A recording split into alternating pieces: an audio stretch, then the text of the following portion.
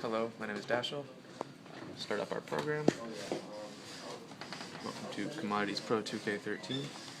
So over here we can select our data set, either the price indices or the individual commodity prices. As you can see, it updates the main data options. And over here, you notice that in the plot or the graph options, there's year ranges for the plotting. And depending on what your selection is, the year ranges will change. As you can see, this is 92. If I go something else, it'll be 1980 because data is available from those early years. Hi, my name is Chao. Here's our program doing plotting. It's very good at doing plotting. Here it is. There's mainly two types of graph. First of all, it's line graph. We can see that any month, like February, and see that the time range. Then we push the bottom of graph. Here we go. Here is the graph we do by months. And we can also do line graph by year. Is that a certain time range? When time range is not very wide, as we can see, 4 years. Then we can see clearly every month below the graph. And even we enlarge the time range, like to 2003, and here it is. The time label just changed into one label for 1 year. And we can also do bar graph by quarter and by year. First, let's try by quarter. We can see that a certain time range graph. Here it is. You can see the clearly quarters, labels, and boxes, and the red mean line across every box. And we also can do bar graph by year. Select the time range. Then graph. Here it is. There's still a green mean line across every box, and it's clearly time labels below the graphs. That's cool, isn't it?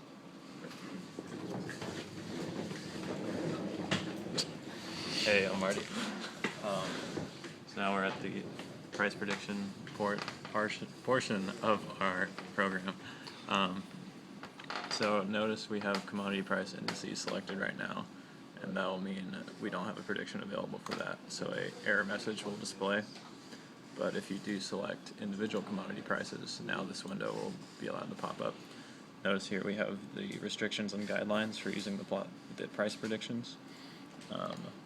Predictions are available through 2013.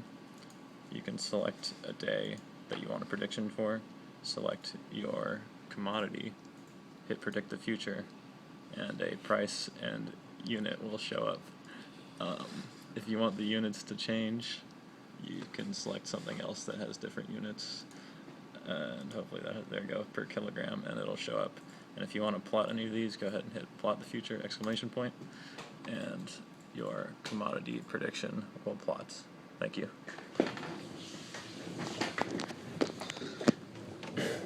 Okay, it's me again. So over here we have extra data options. So if you have one data set selected, then your data is whatever you have selected, the main data options over here.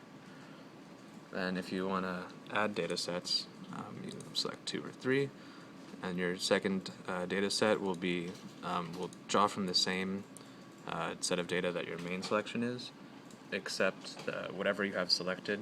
So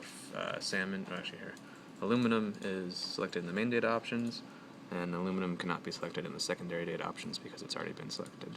And for tertiary data, you cannot select aluminum or bananas, and that allows you to have 3 different data sets. Also, you'll notice that if, say, we go over to price indices, all commodities price index over here starts at 92, and that's what the possible start range is for your plots. And then if we make all of the data have data available for 1980, say,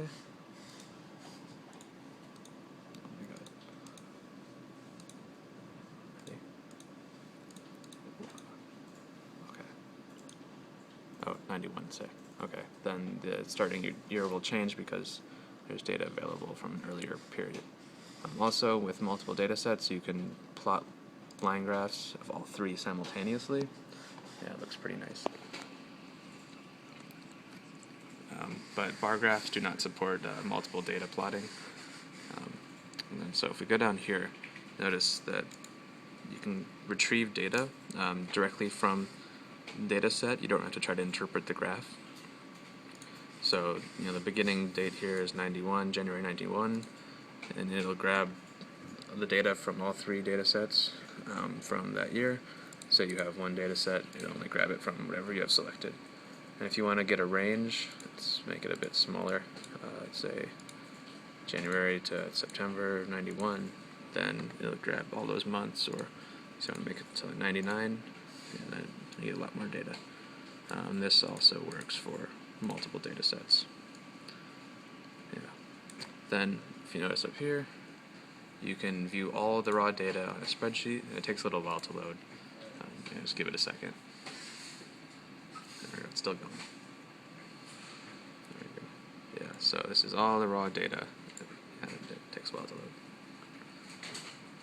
With the year and months on the first column, and then the name of the index or commodity up here, with the units and all the information that can be accessed through the data interaction page. Right, thank you. Thank you.